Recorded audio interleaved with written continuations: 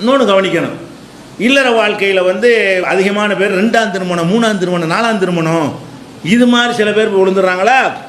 இதுவும் பெண்களை பெரிய பாதிக்கிறது. ஒரு புருஷன் மனைவியோடு வாழ்ந்துக்கிட்டு இருக்கும்போது அவரை டைவர்ஸும் பண்ணாமல் நல்லபடியாக வாழ்ந்துக்கிட்டு இருக்கும்போதே இன்னொருத்தைய கல்யாணம் பண்ணுறேங்கிறான்.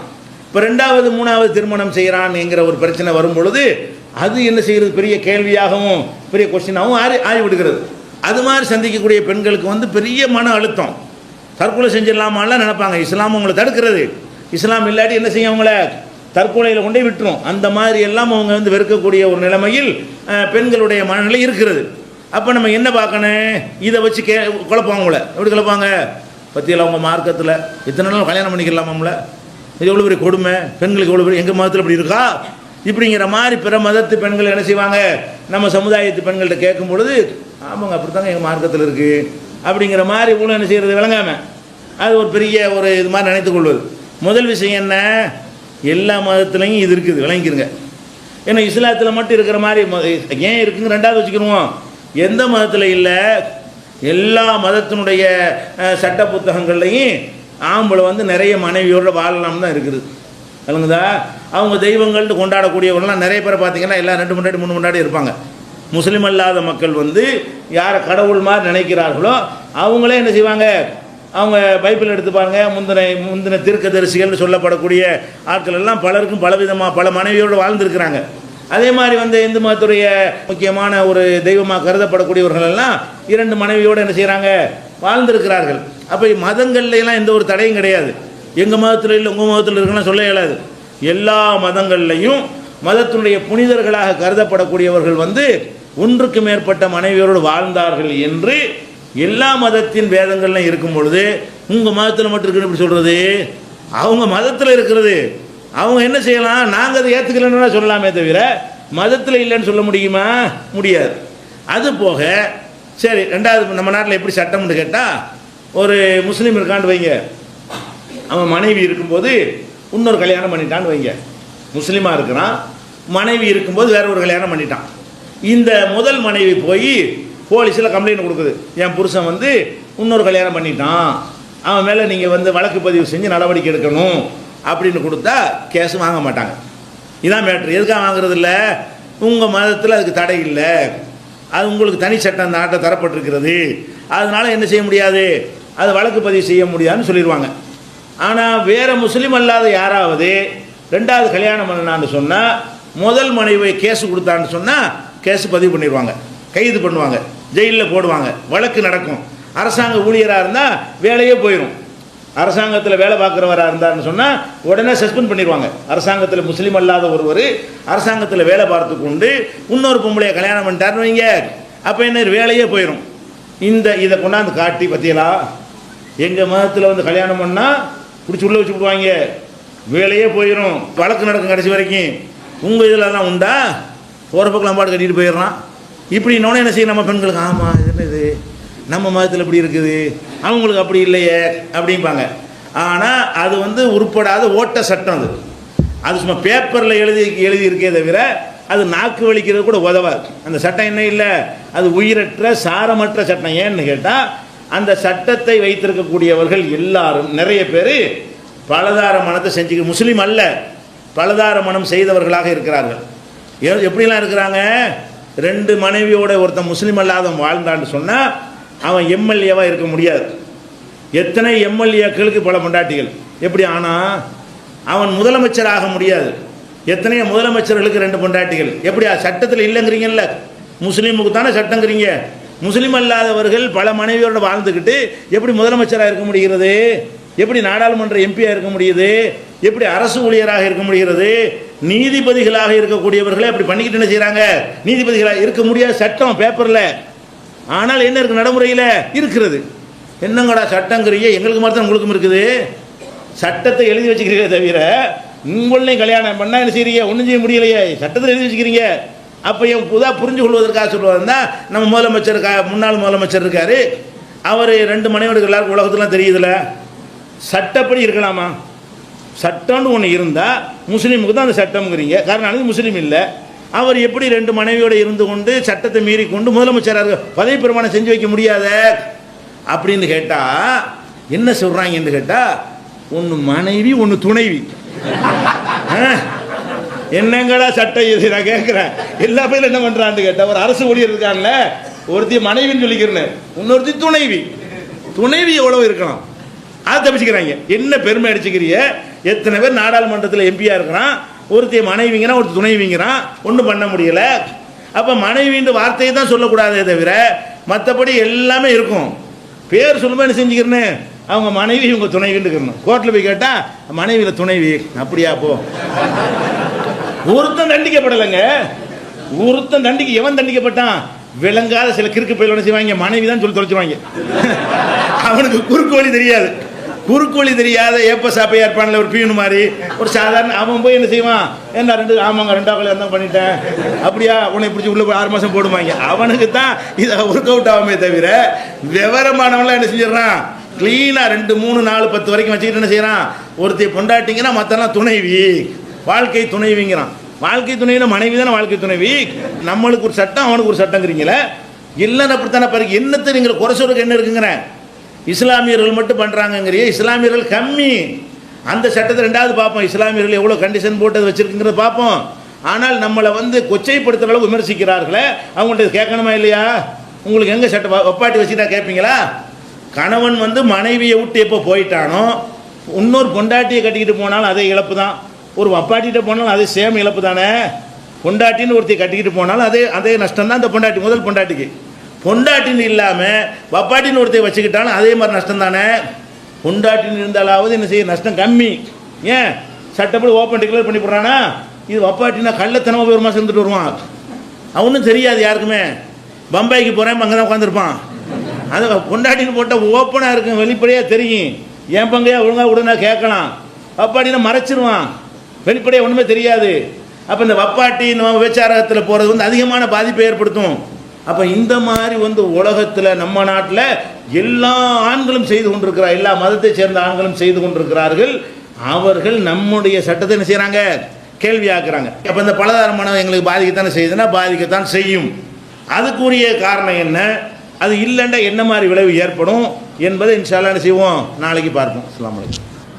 அதில் முக்கியமாக பலதார மனம், விவாகரத்து, இது போன்ற விஷயங்களில் மற்ற எந்த மார்க்கத்தை விடவும் நம்முடைய மார்க்கம் சிறந்த முறையில் பெண்களுடைய உரிமையை பாதுகாக்கிறது என்பதை ஒரு பகுதியை நம்ம பார்த்தோம். அதுபோக இந்த மகளிர் அமைப்புகள் என்கிற பெயரில் முஸ்லீம் பெண்களை தவறான திசை திருப்பக்கூடிய வகையிலெல்லாம் இஸ்லாம் பெண்கள் உரிமை பறிக்கிறது, பெண்களை கொடுமைப்படுத்துகிறது என்றெல்லாம் பிரச்சாரம் செய்யும் பொழுது அதனால் ஏற்படக்கூடிய மனக்குழப்பத்தையும் நம்ம ஓரளவுக்கு அறிந்து கொள்ள வேண்டும்.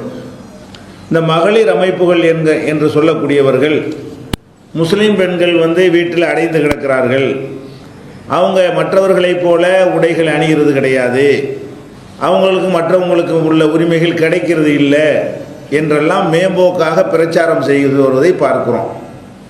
அதே நேரத்தில் பெண்களுடைய உரிமைக்கு போராடுவதாக சொல்லக்கூடிய இந்த மகளிர் அமைப்புகள் எல்லாம் ஒரு வகையில் பார்த்து அவங்களே முரண்படுகிற காட்சியை நீங்கள் பார்க்கலாம். எப்படி முரண்படுவாங்கன்னு சொன்னால், உதாரணமாக பாலியல் தொழிலாளிகளாம், அதாவது விபச்சாரம் செய்யக்கூடிய, அதை தொழிலாக செய்யக்கூடிய பெண்களுடைய உரிமைகளுக்கு நாங்கள் களமிறங்கி போராடுவோம், அவங்களுக்கு தேவையான வசதிகள்லாம் செஞ்சு கொடுக்கணும். பாலியல் தொழிலாளி, அது பாலியல் தொழிலாம், அது பாலியல் தொழிலாளிகளாக இருக்கக்கூடிய பெண்களுக்கு அவங்களுக்கு எல்லாருக்கும் கிடைக்கக்கூடிய உரிமைகள் அவங்களுக்கு கிடைக்கணும் என்றெல்லாம் சொல்லக்கூடியவர்களாக யார் இருக்கிறா, மகளிர் அமைப்புகள் இருக்கிறாங்க. அப்போ இந்த மகளிர் அமைப்புகள் இதுக்கு முன்னாடி என்ன சொல்லி கொண்டிருந்தார்கள் என்று சொன்னால், மனைவி என்று ஒருத்தி இருக்கும் பொழுது அவளை விட்டுட்டு வேற ஒருத்தியை திருமணம் செய்வது பெரிய பெண்களுடைய உரிமையை பறிக்குதுன்னு சொன்னாங்கல்ல. அதில் அவர்கள் உண்மையாளர்களாக இருந்தால் இந்த விபச்சாரம் செய்கிறவர்களுக்கு எதிராக தானே பேசணும். இந்த விபச்சாரம் செய்யக்கூடியவர்களால் தானே இந்த ஆம்பளை கெட்டு போகிறான். ஒரு மனைவிக்கு கணவனாக இருக்கக்கூடியவன் வேறு வகையில் தடம் புரண்டு போகிறதுக்கு யார் காரணமாக இருக்கிறா, இந்த விபச்சார தொழில் செய்யக்கூடியவங்க காரணமாக இருக்கிறாங்க. அவங்க அது மாதிரியாக இருக்கக்கூடிய வகையில், ஆண்களை கவரக்கூடிய வகையில், ஆண்களுடைய அந்த பலவீனத்தை பயன்படுத்தி கொண்டு பணம் பறிப்பதற்கும் இன்ன பிற காரியத்துக்கும் செய்யும் பொழுது இவங்க உண்மையிலேயே பெண்களுடைய உரிமையை பாதுகாக்கக்கூடியவங்களா இருந்தால் என்ன செய்யணும்? ஒருத்திக்கு கணவனாக இருப்பவனை நீ எப்படி வசப்படுத்துற, அவனை எப்படி கெடுக்கிற, அவனுடைய வாழ்க்கையில் இப்படி விளையாடுறன்னு கேட்கணும். இவங்களாம் சொல்கிறாங்க ஒரு மனைவி இருக்கும்போது இன்னொருத்தியை கல்யாணம் பண்ணலாமா என்று ஒரு பக்கம் பேசிக்கொண்டு, அந்த மாதிரி ஆண்களை கெடுக்கக்கூடிய பெண்களுக்கு எல்லாரையும் போல் அவங்கள மதிக்கணும், அவங்கள கண்ணியப்படுத்தணும். பள்ளிக்கூடங்களில் சேர்க்கும் பொழுது தாய் பெயரை சேர்க்கணும். தகப்பன் யாருன்னு தெரியாட்டி என்ன செய்யணும்? தாய் பெயரில் சேர்க்கக்கூடிய உரிமை அவர்களுக்கு வழங்க வேண்டும். அவங்களுக்கு இன்சூரன்ஸு, அதுக்கெல்லாம் இன்சூரன்ஸ் தான். எதுக்கு? இந்த பாலியல் தொழில் செய்யக்கூடியவங்களுக்கு அந்த இன்சூரன்ஸுக்கு உறுதிப்படுத்தணும். அவங்களுக்கு சட்டப்பூர்வமான பயந்து இந்த தொழிலை செய்கிறார்கள், பாவம், அவங்களுக்கு சரியான இப்படியெல்லாம் யார் பேசுகிறா? இந்த மகளிர் அமைப்புண்டு மண்டகலண்ட ஒரு கூட்டம். ஒரு பக்கம் பார்த்தா என்ன செய்கிறாங்க? இந்த பெண்களை விட்டுட்டு புருஷன் வேற ஒருத்திய நாடுகிறான் என்று கேட்கிறார்கள். அது உண்மையாளர்களாக இருந்தால் இந்த மாதிரி தப்பான தொழில் பண்ணக்கூடிய பெண்களை எதிர்க்கணுமா இல்லையா? கண்டிக்கணுமா இல்லையா? அவங்கள ஒழிக்கணுமா இல்லையா? அவங்கள ஜெயிலில் பிடிச்சி போடுன்னு சொல்லணுமா இல்லையா? அதுக்கு தகுந்த மாதிரி சட்டத்தை திருத்துன்னு சொல்லணுமா இல்லையா? அப்போ விபச்சாரம் செய்வதை ஊக்குவிக்கிறார்கள், விபச்சாரம் செய்யக்கூடிய விபச்சாரிகளுக்கு சார்பாக பேசுகிறார்கள். அதே நேரத்தில் என்ன செய்கிறாங்க? மனையை விட்டுட்டு இன்னொருத்தைய கல்யாணம் பண்ணலாமான்னு கேட்குறாங்க. இது எவ்வளோ பெரிய முரணாக இருக்குன்னு பாருங்க. அது மாத்திரம் இல்லை, வைப்பாட்டிக்கு சொத்துரிமையை கொடுன்னு கேட்குறாங்க. யார் கேட்குறா? இந்த மாதர் அமைப்பு, மகளிர் அமைப்புகள்லாம் என்ன செய்கிறாங்க? இந்த மாதிரி ஒருத்தன் வந்து வப்பாட்டியை வச்சுக்கிட்டான்னு சொன்னால் சொத்துல உரிமை கொடுக்கணும், அவளும் பொம்பளை தானே. அப்போ ஏன் இப்படி பேசுனீங்க? சொத்துல இப்படி உரிமை கேட்பீங்க? அவள் ஒருத்தி தானே மனைவி, இன்னொருத்தி மனைவி இல்லை, அதானே உங்களுக்கு பாலிசி. அதை வச்சு தானே இஸ்லாத்தை விமர்சனம் பண்ணினீங்க, அதை வச்சு தானே இஸ்லாம் பிற்போக்கு மார்க்கம்னு சொன்னீங்க. அதில் உண்மையாளர்களாக இருந்தால் இந்த வைப்பாட்டிகளாக இருக்கக்கூடிய சின்ன வீடுகளாக இருக்கக்கூடியவர்களுக்கு சொத்துரிமை கொடுக்கணும்னு கேட்கலாமா?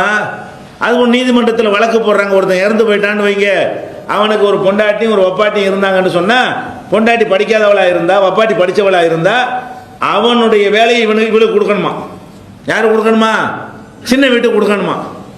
என்ன மூளை கலண்டு போய் பேசுகிற? ஏதாவது சொன்னால் அது உண்மையாளர்களாக இருக்க வேண்டும். ஒரு பெண்ணை தாண்டி போகக்கூடாது என்பது கொள்கையாக இருந்தால் அதுக்கு யாரெல்லாம் காரணமாக இருக்கிறாங்களோ, வேசி தொழில் பண்ணுறாங்களோ, அந்த மாதிரி ஆட்களை கண்டித்து அவங்களுக்கு எதிராக போர் செய்யக்கூடியவர்கள் என்ன செய்கிறாங்க? இதெல்லாம் வந்து பெண்களுக்குரிய உரிமையா? எது பெண்களுக்கு உரிமையா?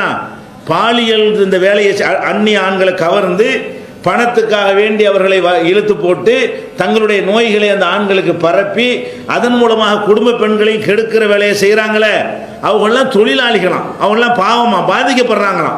அவங்களுக்காக நாங்கள் குரல் கொடுப்போம் என்று சொல்லி கொண்டிருப்பதிலிருந்த இவங்களுடைய முரண்பாடை நீங்கள் விளங்கிக் கொள்ள வேண்டும். இஸ்லாம் என்ன சொல்லுகிறது? ஒரு ஆண் வந்து ஒரு மனைவியோடு வாழ்றானா, அவளை சந்தோஷப்படுத்துகிற அளவுக்கு அவன் அந்த வாழ்க்கையை நடத்தினானே ஆனால் பிரச்சனை இல்லை. ஆனால் இப்போ என்ன நடக்கிறது தெரியுமா? ஒரு மனைவியோட சந்தோஷமாக இருக்க வக்கில்லாதவனெல்லாம் ரெண்டாம் கல்யாணம் பண்ணுறேங்கிறான். அதை இஸ்லாம் கல்யாணங்கிறது என்ன ரெண்டுன்னு காட்டிக்கிறதுக்கா? எனக்கு 2 இருக்குது 3 இருக்குது, சட்டை மாதிரியா, கார் மாதிரியா? கல்யாணங்கிறது வந்து ஒரு மனைவியை திருமணம் முடிக்கிறான்னு சொன்னால் அவளோட வாழணும்னு சந்தோஷமாக இருக்க வேண்டும். அப்போ ஒரு மனைவியோட சந்தோஷமாக இருப்பதற்கு தகுதி இல்லாதவர்கள் ஒரு மனைவியை இவன் வந்து போதுமான அளவுக்கு குடும்ப வாழ்க்கையில் ஈடுபட மாட்டேங்கிறான்னு புகார் செஞ்சுக்கிட்டு இருக்கிற நேரத்தில் இவன் என்ன செய்கிறான்? எனக்கு இன்னொன்று வேணும்னு சொன்னால் இது என்ன அர்த்தம்? தேவைக்கு திருமணம் என்பது என்ன செய்யணும்? தேவையாக இருந்தால் அப்படி சிலது ஏற்படும். எப்படி ஏற்படும்?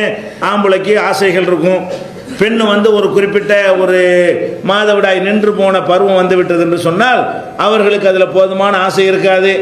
இவன் வந்து அதனால் கெட்டு போயிடுவான், தவறி போயிடுவான் அப்படின்னு நினைத்தால் அப்போ என்ன செய்ய? 2 பேரையும் சமமாக நடத்தக்கூடிய திராணியும் இருந்தால் அப்போ என்ன செய்யலாம்? அவளை வந்து வப்பாட்டியை வச்சுக்கிறாம, நீ ஒரு நாளைக்கு ஒருத்திட்ட போய் கெட்டு நாசமாயிராம முறைப்படி திருமணம் செய்து கொள். இல்லாட்டால் செய்யத்தான் செய்கிறாங்க. என்ன சட்டத்தை போட்டாலும் தடுக்க முடியல. இல்லை, முஸ்லீமுக்கு அனுமதி இருக்குங்கிற சரி, முஸ்லீம் அல்லாதவனுக்கு தடையத்தானே போட்டு வச்சுக்கிறீங்க. தடையை போட்டு வச்சு அதை அமுல்படுத்த ஏண்டுச்சா? மனைவி அல்லாதவளை நாடாமல் கணவன்மார்களாம் இருக்கக்கூடிய வகையில் ஏதாவது செய்ய முடிந்ததா? இல்லை, போய்கிட்டு தான் இருக்கிறான். அதே நேரத்தில் 95% ஆண்கள் வந்து கரெக்டாக அந்த ஒரு மனைவியோடு தான் வாழ்ந்து கொண்டிருக்கிறார்கள். அவங்களுடைய முழுமையாக சந்தோஷமாக வாழ்ந்து கொண்டிருக்கிறார்கள். ஒரு சில பேர் இப்போ தேவைங்கிற நிலைக்கு தள்ளப்பட்டவர்களாக இருந்தால் அவன் விபச்சாரம் செஞ்சிடக்கூடாது. மனைவி ஒத்துழைக்க மறுக்கிறாள், அவளுக்கு தேவையில்லை, இவனுக்கு தேவையாக இருக்கிறது. அந்த நேரத்தில் நம்ம வந்து ஏதாவது வழிகாட்டலை என்று சொன்னால் அவன் என்ன செய்வான், வேற வேற தவறான ஒரு முறைகளில் போய் என்ன செய்வான், அந்த சுகத்துக்காக அலைவான். அதை தடுக்க வேண்டும் என்பதற்கு தான் இஸ்லாம் என்ன சொல்லுது, உனக்கு அவசியம்ங்கிற ஒரு நிலை ஏற்படுமையானால் இந்த கள்ளத்தனமாக பண்ணாமல் ஓப்பன் டிக்ளேர் பண்ணி வெளிப்படையாக என்ன செய்ய, மனைவிங்கிற ஒரு உரிமையை கொடுன்னு சொல்லுது. சுற்றி வளைச்சி அதைத்தான் இப்போ இவங்கன்னு சொல்கிறாங்க. அதை முதல்ல அப்படி இல்லை இல்லைன்னு சொல்லிவிட்டு சுற்றி வளைச்சி என்ன சொல்கிறான், அது பேரை மட்டும் துணைவின்னு சொன்னோம்ல, அது மாதிரி மாற்றிக்கிற வேண்டியது. அது மாதிரி பாலியல் தொழிலாளிக்கு சலுகை கொடுங்க என்னது, அவளும் பொம்பளைங்கிறான். அதுதான் நாங்களும் சொல்கிறோம், அவளுக்கு கொடுக்குற சலுகை இது அல்ல, சட்டப்பூர்வமாக பொண்டாட்டி ஆக்கிட்டு பண்ணு. அப்போ ஒரு பெண்ணிட்ட பல ஆண்கள் செல்வதனால தானே எய்ட்ஸ் போன்ற நோய்கள்லாம் வருகிறது. எய்ட்ஸு காரணம் என்ன, ஒரு ஆம்பளை பல பெண்கள்கிட்ட போனால் எய்ட்ஸ் வராது. ஒரு பெண்ணிடத்தில் பல ஆண்கள் செல்வதால் தான் என்ன செய்கிறது, எய்ட்ஸ் தான் உண்மையான காரணம். டாக்டர் கூட விளங்காமல் வளர்றாங்க. அறிவியல் பூர்வமான காரணம் என்னன்னு கேட்டால், அந்த பெண்கள் பல ஆண்களோட ஒரு காலகட்டத்தில் உறவு கொள்ளும் பொழுது தான் அவங்களிடமிருந்து எய்ட்ஸ் உருவாகிறது என்பது தான் அறிவியல் பூர்வமாக நிரூபிக்கப்பட்ட ஒரு உண்மை. அப்போ அந்த மாதிரி ஒருத்தன் போய்விடக்கூடாது என்று சொன்னால் அதுக்கு என்ன செய்யணும், அவனுக்கே ஒருத்தியை மனைவியாக ஆக்கி கொண்டு இருக்கிறது. இப்படித்தான் போவேன் இருந்தால், ஆனால் நேர்மையாக நடக்கணும், நிறைய கண்டிஷன்லாம் இருக்கிறது. சமமாக கொடுக்கறதுல எந்த பாதிப்பும் இருக்கக்கூடாது, தங்குறதுல பாதிப்பு இருக்கக்கூடாது, அரவணைக்கிறது கவனிக்கிறது எதுலையும் என்ன செய்யக்கூடாது, சமமாக இதெல்லாம் உனக்கு ஏழும் என்று இருந்தால், அதற்கான வசதியும் இருந்தால், சோறு கொடுக்குற கஞ்சி ஊற்றுறதே கிடையாது. இவன் 2 கல்யாணம் பண்ணுறேங்கிறான். ஒரு மண்டாட்டி கஞ்சி ஊற்றாதவன்லாம் என்ன செய்யறான், 2 கல்யாணம் பண்ணுறேங்கிறான். ஒழிச்சுக்கிட்டு செய்கிறதுங்கிறது இஸ்லாத்தில் இல்லை.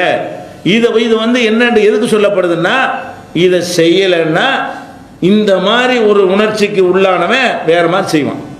எந்த சட்டத்தையும் போட்டு தடுக்க இயலாது. மற்றவர்களுக்கு சட்டம் போட்டு தடுக்க இயலலை. முஸ்லீமும் கல்யாணம் பண்ணலான்னு வச்சுட்டீங்க, சரி. முஸ்லீம் அல்லாதவன் இந்த நாட்டில் பண்ணக்கூடாதுன்னு சட்டம் வச்சிருக்கிறீங்க. அது என்ன சட்டத்தில் என்ன நன்மை? அப்போ நடக்கத்தான் செய்கிறது. அப்போ இஸ்லாம் என்ன பண்ணுதுன்னா, வெளிப்படையாக டிக்ளேர் பண்ணிவிட்டு செய்யி. எத்தனை விதவைகள் இருப்பாங்க, தேவைன்ற ஒரு கட்டத்தில் வரும் பொழுது அது மாதிரியாக ஒரு அனுமதி கொடுத்துருக்கிறத இதை ஒழிச்சு பூசி முழுக வேண்டிய அவசியம் இல்லை. இதை நீங்கள் தவிர்த்தீங்கன்னா, எல்லாருக்கும் அல்ல, முஸ்லீம் எல்லாரும் 2 கல்யாணம் பண்ணிட்டு இருக்கிறான் இல்லை. ஒரு பெரிய சபையில் வச்சு கேட்டால் கூட 2 கல்யாணம் பண்ண 4-5 தான் கை தூக்குறாங்க. 4 பேர் வைக்கப்பட்டு 4 பேர் தூக்காமல் இருப்பாங்க. ஒரு 10 பேர் இருப்பாங்க, அவ்வளோதான். அவங்க தான் ஒரு பெரிய சபையில் கேட்டால் கூட ஒரு 10 பேர் 15 பேர் கூட தூக்க மாட்டாங்க. 2000 பேர் 5000 பேர் இருக்கிற ஒரு சபையில் சின்ன ஒரு நம்பரில் சில பேர் இருக்கிறார்கள். அவர்களுக்கு இஸ்லாம் என்ன சொல்லுதுன்னு கேட்டால், எல்லாரும் 2 முன்னாடி கட்டிட்டு இருக்கிறான் இல்லை. அவர்களுக்கு இஸ்லாம் என்ன சொல்லுதுன்னு கேட்டால், நீ வப்பாட்டி மாதிரி போயிடாத, ஒரு நாளைக்கு ஒரு ஆள்கிட்ட போயிடாத, பல பேர்கிட்ட போய் வரக்கூடிய பெண்களோட போய் என்ன செஞ்சிடாத, உன்னுடைய ஆரோக்கியத்தை கெடுத்து கொள்ளாத, கள்ளத்தனமாக செய்யாத, மனைவிக்கு தெரிஞ்சு எல்லாத்தையும் ஓப்பன் டிக்ளேர் பண்ணி வெளிப்படையாக அறிவித்து விட்டு என்ன செய்ய, அதை வந்து செய்யி. அதுக்கு அனுமதி இருக்கு, யாருக்கு தேவை உள்ளவனுக்கு இருக்குன்னு சொல்லுது. இது வந்து இதை தவிர வேறு ஒரு முடிவு சொல்ல இயலாது. உலகத்தில் எந்த ஒரு முற்போக்கான நாடுகளாக இருந்தாலும் அவர்கள் திருமணம்ங்கிற பேரில் தான் தடுக்கிறார்களே தவிர, ஒரு ஆண் வந்து எப்படி வேண்டாலும் போவதை தடுக்கவே இல்லை. அந்த குடும்பத்தில் உள்ள ஒரு ஆணை பெண்கள் எத்தனை பெண்களுக்கு கெடுத்தாலும் அதை தடுக்க சட்டம் இல்லை. உலகத்தில் எந்த நாடுகளிலும் நாங்கள் முன்னேறி விட்டோம், உலகத்து பெண் உரிமையெல்லாம் நாங்கள் பாதுகாக்க போகிறோன்னு வந்திருக்கிறாங்களே. அமெரிக்கா அவ்வளோ வச்சுக்கிறோமே, ஒரு பொண்டாட்டியோடு இருக்கிறவன் வந்து ஒரு இடத்துல போய் வேற ஒரு இடத்துல ஜாலியாக இருந்துட்டு வந்து அவனை ஏதாவது செய்ய முடியுமா அந்த நாட்டில்? அதுதான் நடந்துக்கிட்டு இருக்குது. அப்போ நீங்கள் எதை வேணாங்கிறீங்க, எதை பெண் உரிமைங்கிறீங்களோ அது நீங்கள் மீறுறீங்களே. அப்போ இதெல்லாம் யதார்த்தமான ஒரு நிலைக்கு வெளியே நின்றுக்கிட்டு சட்டம் போடுறது வேலை இல்லை. அப்போ எது நடக்கும் என்று படைத்த இறைவனுக்கு தெரியும். இது மாதிரியான ஒரு நிலைக்கு சிறிய அளவில் உள்ள நபர்கள் ஆளாவார்கள். அந்த மாதிரி ஆளாகக்கூடிய நபர்களுக்கு சட்டப்படியான அந்த உரிமையை நம்ம வழங்கிய மருத்துவமையானால் சட்ட விரோதமாக அந்த வேலையை செய்வார்கள். அதில் நிறைய லாஸ் ஆகும். சட்ட விரோதமாக கள்ளத்தனமாக வச்சுக்கிட்டான்னு சொன்னால், மனைவிங்கிற ஒரு ஓப்பன் டிக்ளேர் பண்ணால் அதிகமாக பாதிப்பு வராது. கள்ளத்தனமாக இருக்கும்போது அப்பாட்டி என்ன செய்வா, இருக்கிறலாம் உருவ ஆரம்பிப்பான். எல்லாத்தையும் பறிச்சுக்கிட்டு எடுத்து கொண்டு ரகசியம். அவளுக்கு செக்யூரிட்டி இல்லாமல் இருக்குல்ல, மனைவிங்கிற ஒரு செக்யூரிட்டி இருந்தால் செத்து போனால் சொத்தில் பங்கு கிடைக்கும்டாது காத்துக்கிட்டு இருப்பான். இது கள்ளத்தனமாக வச்சுக்கிறதுனால இருக்கிறது எல்லாம் பறிச்சுக்கிட்டு கடைசியில் குடும்பத்துக்கு ஒன்றும் எப்படி போகுதுன்னு தெரியாது. ஒன்றா காலியாகிட்டு தொழில் போவோம், 2 தொழில் போவோம், ஒரு தொழிலாக போவோம், ஒரு தொழிலை விட்டு சம்பளத்துக்கு இருப்பான், அதை விட்டும் போவான், இருக்கிற வீடு வாசலாம் விற்பான், ஏன் போகுன்னு தெரியாது. இந்த மாதிரி எல்லாம் போவான். எப்போ கள்ளத்தனமான உறவுகள் வைக்கும் பொழுது. இதையெல்லாம் கருத்தில் கொண்டு இஸ்லாம் செய்திருக்கிறது வந்து இது வந்து நல்லதுங்க, பெண்களுக்கு பாதிப்பு தான். ஆனால் இதை எந்த சட்டத்தினாலும் தடுக்க இயலாது. சில பேருக்கு சில பேர் அந்த மாதிரி ஒரு உணர்ச்சி வசப்பட்ட நிலையில் இருப்பார்களே, ஆனால் எந்த சட்டங்களாலும் தடுக்க முடியாது என்ற காரணத்தினால் சில கண்டிஷனை போட்டு மனைவி ஒழுங்காக நடத்தணும், அது மாதிரி பாரபட்சமாக இருக்கக்கூடாது, இந்த மாதிரியான சில கண்டிஷன்களை போட்டு அனுமதிப்பதை என்ன செய்ய முடியாது, குறை செய்ய முடியாது என்பதை நம்ம என்ன செய்யணும், விளங்கிக் கொள்ள வேண்டும். அடுத்ததாக என்ன செய்வாங்கன்னா, அந்த பெண் உரிமை பேசக்கூடியவங்க உங்கள்கிட்ட சில கேள்விகளை கேட்டு குழப்புவாங்க. என்ன குழப்புவாங்க, பொம்பளைக்கு அந்த மாதிரி 2-3 புருஷனுக்கு அனுமதி கொடுங்களேன், பயங்கரமான கேள்வி மாதிரி. அப்போ ஆம்பளைக்கு இது மாதிரி அனுமதி இருக்கிற மாதிரி பொம்பளைக்கு அனுமதி கொடுத்தா என்ன? இதில் உடல் கூறு ரீதியாகவும் இதில் ஒரு அர்த்தம் இல்லை, இதில் ஒரு லாஜிக்கும் இல்லை, ஆணுக்கு இருப்பது போன்ற ஒரு மேற்றங்க இல்லவும் இல்லை. முதல் விஷயம் என்னன்னு கேட்டால், ஒரு பொம்பளை 2 புருஷனை கல்யாணம் பண்ணிட்டான்னு சொன்னால் அவள் பெறக்கூடிய பிள்ளைக்கு அப்போ யார்? ஒருத்தன் 2 பொண்டாட்டியை கல்யாணம் பண்ணான்னு சொன்னால் அப்போ யார் அம்மா யாருன்னு தெரியும். ஒரு பொம்பளை 2 புருஷனை கல்யாணம் பண்ணான்னு சொன்னால் அவளுக்கு பிறந்த குழந்தை யாருக்கு பிறந்த இப்படி கண்டுபிடிக்கிறது? கண்டுபிடிக்க முடியாது. டிஎன்ஏ டெஸ்ட் எடுத்து பண்ண இதை செஞ்சுட்டே இருக்க முடியும். டெஸ்ட்டை கூட ரூபாயை கொடுத்து மாற்றி தருவாங்க. அவனுக்கு பிறந்த இவனுக்கு ரூபாயை கொடுத்துக்க டாக்டர் என்ன செய்வான், டெஸ்ட் படி இவருக்கு உள்ளதானே இவனுக்கு உள்ளது அவனுக்கு ஆகி போட்டு விட்ருவான், அவனுக்கு உள்ளது இவனுக்கு போட்டு. இதெல்லாம் தேவையா? அதோட என்ன செய்யலாம்? அது சாத்தியம் இல்லை. ஆண்களுக்கும் பெண்களுக்கும் உடல் ரீதியாக வேறுபாடுகளை எல்லாம் வைத்திருக்கிறான். அதனால இதே மாதிரி செய்யுங்கன்னு சொல்ல முடியாது. அதே மாதிரி இல்லற வாழ்க்கையில் குடும்ப வாழ்க்கையை தீர்மானிக்கிற ஒரு விஷயம் ஆணுடைய கையில் தான் இருக்கிறது. ஒரு ஆண் நினைச்சாண்டா ஒரு பெண்ணை விரும்பாட்டா கூட அவளை என்ன செய்வான், அடைந்து கொள்ள முடியும். ஒரு பெண் நினைச்சாண்டா ஆண் விரும்பாட்டி அவளால் என்ன செய்ய முடியும், ஒன்றும் செய்ய முடியாது. அப்படி இருக்கையில் எதுக்கு 2-3லாம்? இந்த மாதிரியான அடிப்படை விஷயங்களை கூட விளங்காமல் என்ன செய்கிறாங்க, இப்படி எல்லாம் கேட்கிறார்கள் என்பதை என்ன செய்யணும், நீங்கள் புரிந்து கொள்ள வேண்டும். அடுத்ததாக இந்த விவாகரத்து உரிமை சொன்னோம் இல்லையா, அதில் பெண்களுக்கு விவாகரத்து உரிமை அதை விலகிக் கொள்ளணும். இந்த தலாக்கு பிரச்சனையால் நினைக்கிறீங்க, எத்தனையோ குடும்பங்களை நம்ம பார்க்குறோம், கணவனால் எந்த விதமான சுகமும் அந்த பெண்களுக்கு கிடைப்பதில்லை. இந்த கணவனோட வாழ்க்கையிலிருந்து நரகமாக சில பெண்கள் என்ன செய்வாங்க, நினைத்து கொண்டிருப்பார்கள். அவங்க என்ன நினைக்கிறாங்கன்னா, இதான் நமக்கு வாழ்க்கை, கல்லானாலும் கணவன் புல்லானாலும் புருஷன் அப்படிங்கிற ஒரு சித்தாந்தத்தில் உருவான சமுதாயமாக இருந்தால் சாவுற வரைக்கும் மன அழுத்தம் தான் அவங்களுக்கு. இதுதான் கல்யாணம்னு ஒன்று ஆயிடுச்சு, அவ்வளவுதான். அவன் எப்படி இருந்தாலும் சரி, பொண்ணையனாக இருந்தாலும் சரி, கடுகட்ட இருந்தாலும் சரி, குடிகாரனாக இருந்தாலும் சரி, அவனால் ஒரு எந்த விதமான நிம்மதியும் இல்லாமல் இருந்தாலும் சரி, பொருளாதாரத்துக்கு பொறுப்பேற்று கொள்ளாத ஊதாரியாக இருந்தாலும் சரி, குடிச்சு விட்டு அடிக்கக்கூடியவனாக இருந்தாலும் சரி, அவன் தான் புருஷன் அப்படின்னு திணிச்சோமையானால் அப்போ என்ன வரும், பெண்களுக்கு மன அழுத்தம் வரும். சாவுற வரைக்கும் மன அழுத்தம் தானே. இவனை தவிர்க்கவும் இயலாது, மஸ்ட் இருந்து ஆவணம் தான், வேற ஒரு வாய்ப்பு இல்லை, வேற சான்ஸ் நமக்கு இல்லை அப்படின்னு நினைத்தார்களே. ஆனால் இந்த கணவன் இருப்பது தினசரி அவளுக்கு மன அழுத்தம், தினசரி மனக்குழப்பம்.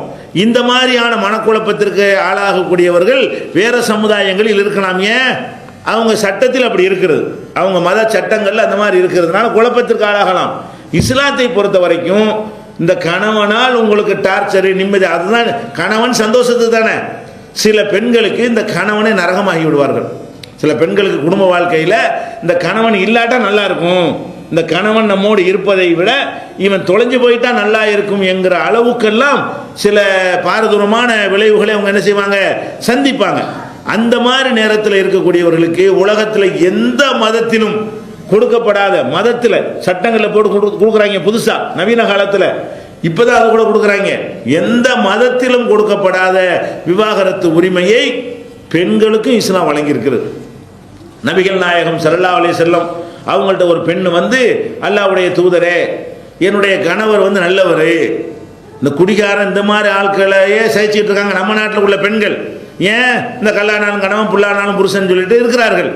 ஆனால் நபிகள் நாயகம் ஸல்லல்லாஹு அலைஹி வஸல்லம் உடைய காலத்தில் அந்த அம்மா முறையிடும் பொழுது, என்னுடைய கணவர் நல்ல குணம் உள்ளவர், நல்ல மார்க்க பேணுதல் உள்ளவர், ஆனால் அவரோட குடும்ப வாழ்க்கையில் அவரோட நான் மனைவியாக இருந்தால் நான் தவறி விடுவேன். உலாக்கின்னி அக்ரஹுல் குஃப்ர ஃபில் இஸ்லாம், இஸ்லாத்தில் இருந்துக்கிட்டே நான் குஃப்ரா போயிடுவேன், அதாவது மனைவியாக இருந்து கொண்டே நான் தவறி போய்விடக்கூடிய வாய்ப்பு இருக்குது என்பதை ரொம்ப சூசகமாக சொல்கிறாங்க. அதுக்கு என்ன அர்த்தம்? ஆள் நல்லவளாக இருந்தால் மட்டும் பத்துமா? ஆறு தொழுகிறாரு, நோம்புலாம் வைக்கிறாரு, ஒரு மனைவிக்கு புருஷனாக இருக்கணும்ல.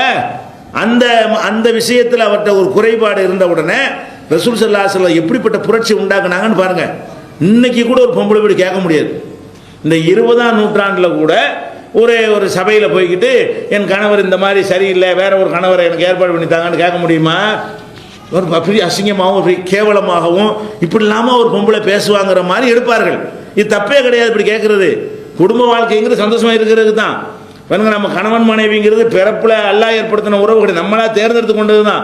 தாய் பிள்ளை மாதிரி அண்ணன் தம்பி மாதிரியான உறவா இது? நம்மளா ஒரு அக்ரிமெண்ட் போட்டுக்கொண்டு செய்த உறவு தான்.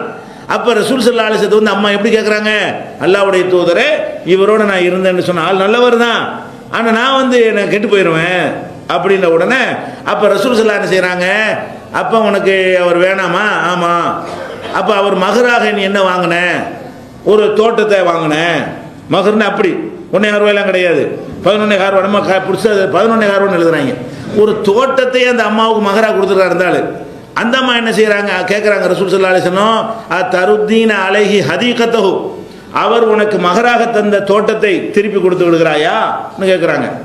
உடனே என்ன செய்கிறாங்க அந்த அம்மாவும் திருப்பி கொடுத்துட்றேன். அவ்வளோக்கு அவங்களுக்கு என்ன இருக்கிறது, இல்லற வாழ்க்கையோ தேவையாக இருக்கிறது. இந்த தோட்டம் துறவை எல்லாம் விட ஒரு வாழ்க்கை நமக்கு வேணும், பெருமனை தோட்டம் துறவத்தை வச்சு என்ன செய்கிறது அப்படின்னு அம்மா கரெக்டாக விளங்கி கொண்டு திருப்பி கொடுத்துட்றேன். ஃபரத்த நிக்காக ரசூல்லா நிக்காக ரத்து பண்ணிட்டாங்க. அப்படியா, நீ அவருக்கு கொண்டாட்டியும் இல்லை, அவர் உனக்கு புருஷனும் கிடையாது, ரத்து பண்ணுறது. ஜமாத்தை தலைவரை நெஞ்சு பண்ணலாம், திருமணத்தை ரத்து செஞ்சிடலாம். எப்போ ஒரு மனைவி வந்து கணவன் மீது குறை சொல்லி புகார் சொன்னார்களே ஆனால் அப்போ நம்ம ரத்து செஞ்சு விடலாம். இப்படி உலகத்தில் இன்னைக்கு கூட இந்த உரிமை கிடையாதுங்க. இன்றைக்கு கூட உலகத்தில் எந்த ஒரு மதத்தில் எந்த நாட்டிலையும் கூட இந்த மாதிரி கிடையாது. இந்த மாதிரி பெண்கள் வாய் திறந்து பேச முடியாது. ரசூல் ஸல்லல்லாஹு அலைஹி வஸல்லம் உண்டாக்குன புரட்சி எப்படிப்பட்ட புரட்சின்னா, அந்த பெண்கள் கூட வெக்க கூச்சம் இல்லாமல் தங்களுக்கு தேவையான ஒரு விஷயத்தை வெளிப்படையாக பேசுகிற அளவில் எல்லாம் இருக்கிறது. அப்போ இன்னும் பல பெண்கள் வந்து தன்னுடைய கணவருக்கு இந்த ஆண்மையே இல்லை என்பதை வேற மாதிரியான சைகை செய்தெல்லாம் கேட்டிருக்கிறார்கள். அதுக்கு ரசூல் ஸல்லல்லாஹு அலைஹி வஸல்லம் செஞ்சிருக்கிறாங்க, திருமணத்தை ரத்து செய்திருக்கிறார்கள். அப்போ இந்த மாதிரியான மன அழுத்தம் வேற சமுதாய மக்களுக்கு வரலாமே தவிர நமக்கு வர தேவையில்லை. பேருக்கு கணவன் என்று இருந்து கொண்டு தப்பான பாதைக்கெல்லாம் சில பேர் என்ன செய்கிறாங்க, போகிறாங்க. கணவன் வைத்துக் கொள்கிறார்கள், அவனுக்கு கணவனாக இருக்க தகுதி இல்லை. அப்போ தவறான நடத்தைக்கெல்லாம் போகிறார்கள். அவனுக்கு தெரிஞ்சிருமோன்னு சொல்லிட்டு அந்த தவறான நடத்தைக்கு உரியவனோடு சேர்ந்து இவனை கொலை செய்கிறார்கள். இதுக்கெல்லாம் என்ன காரணம்? இந்த இந்த கல்லானாலும் கணவன் புல்லானாலும் புருஷங்கிற தப்பான கோட்பாடு தான் காரணம். இப்போ இஸ்லாம் என்ன பண்ணுகிறது, மனைவிக்கு கணவன் பிடிக்கலன்னு சொன்னால் நல்லா யோசிச்சுப்பாங்க. அவசரப்பட பொம்பளை வந்து அவசரப்பட்டு வேணாங்க மாட்டான். சின்ன சின்ன விஷயத்தெல்லாம் கணவன் வேணான்னு சொல்ல மாட்டான். அவள் வேணாங்கிற அளவுக்கு வந்துட்டான்னு சொன்னால் அவளா அந்த முடிவை எடுக்காம ஜமாத்தில் வந்து முறையிடணும். ஜமாத் என்ன செய்யணும், அந்த முறையீட்டை ஏற்றுக்கொண்டு திருமணத்தை ரத்து செய்து வைக்கணும். இது வந்து இஸ்லாமிய சமூகத்தில் உள்ள ஒரு கடமை. அது இன்னைக்கு வந்து தௌஹீத் ஜமாத் வந்த பிறகு என்ன செய்யறோம், நிறைய பெண்கள் அது மாதிரி முறையிடுறாங்க. அப்போ அந்த பெண்கள் தப்பான வழிக்கு போயிடாம பேருக்கு கணவன் என்று வைத்துக்கொண்டு அவங்களுக்கு இல்லறமே கிடைக்கல என்று சொன்னால் மன அழுத்தம் ஜாஸ்தியாகும். அல்லது அவங்க தவறான வழிக்கு போனாங்கன்னா பாவி ஆயிடுறாங்க. தவறான வழியில் போனாங்கன்னா என்ன செஞ்சிடறேன், பாவி ஆயிடுறாங்க. அது ஹலால் ஆகிட வேண்டியதானே. ஹராமான வழியில் செல்வதற்கு பதிலாக இந்த கணவன் வேணாம் விட்டுருங்க, நான் அவனை விட்டு போயிடுவான், வேற ஒரு பிரச்சனை கட்டி போய் சந்தோஷமாயிரி. இப்படி சொல்லக்கூடிய இந்த மார்க்கத்தில் இது மாதிரியான ஒரு குடும்ப வாழ்க்கை அமைஞ்சா கூட கவலை இல்லை பெண்களுக்கு, மன அழுத்தத்துக்கு இல்லவே இல்லை. வேற எல்லா மார்க்கங்களையும் இந்த மன அழுத்தத்துக்கு மருந்தே கிடையாது. அதான் விதி, கடைசி வரைக்கும் அதான் தலையெழுத்து.